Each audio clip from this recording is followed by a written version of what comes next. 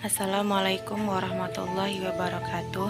Nama saya Maisaro dari Prodi Pendidikan Agama Islam. Baiklah, di sini saya akan menjelaskan mengenai keajaiban dalam diam. Suatu saat diam memang luar biasa. Terkadang dengan diam persoalan bisa tiada. Terkadang pula dengan tidak diam alias berbicara adalah pilihan yang tidak bisa dielakkan, yang akan menjadi solusi atas semua perkara. Diam pun bersenyawa dengan diam-diam. Terkadang beberapa masalah ada yang terselesaikan harus dengan cara diam-diam, terkadang pula ada yang tidak bisa terselesaikan dengan cara diam-diam. Diam dalam Islam adalah diam yang produktif. Begitupun ketika berbicara. Berbicaralah sesuatu yang berisi, yang dapat menebarkan kebaikan kepada sesama, dapat menebar inspirasi dan dapat membangkitkan semangat untuk melaksanakan kebaikan amal soleh. Pembicaraan yang dapat memperkuat keyakinan manakala ketika terdapat keraguan.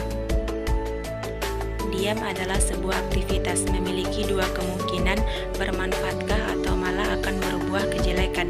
Ada diam menganggur, memang tidak mempunyai kegiatan dan tidak memiliki tujuan dalam kehidupan.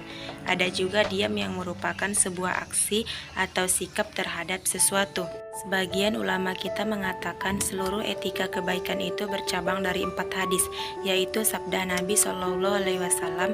Pertama, barang siapa yang beriman kepada Allah Subhanahu wa Ta'ala dan hari akhir, maka berbicaralah yang baik atau diam.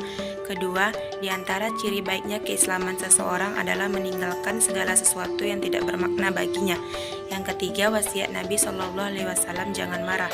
Keempat, tidaklah beriman salah satu di antara kalian sehingga dia mencintai kebaikan bagi saudaranya seperti halnya dia mencintai kebaikan bagi dirinya sendiri.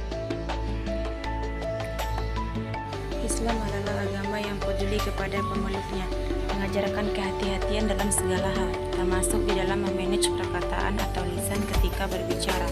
Di dalam hadis, barang siapa yang beriman kepada Allah dan hari akhir, maka berbicaralah yang baik atau diam, mengandung makna bahwa jika seseorang hendak berbicara, hendaklah ia berpikir terlebih dahulu. Jika sekiranya pembicaraan itu tidak menimbulkan mudarat, maka silakan saja berbicara. Namun sebaliknya, jika ada kesaksian tentang hal itu, lebih baik ia menahan diri. Allah Subhanahu wa Ta'ala berfirman, "Ma yalfidhu min qawli illa ladaihi raqibun 'atid."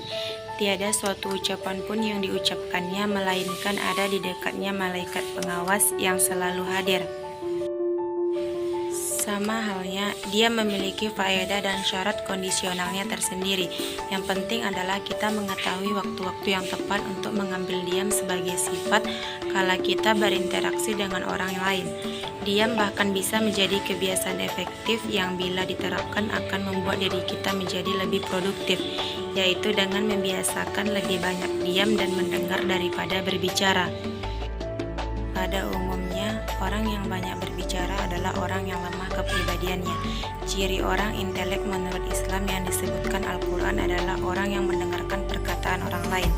Alladzina yastami'una al-qaul, dan mengikuti yang baik dari perkataan itu.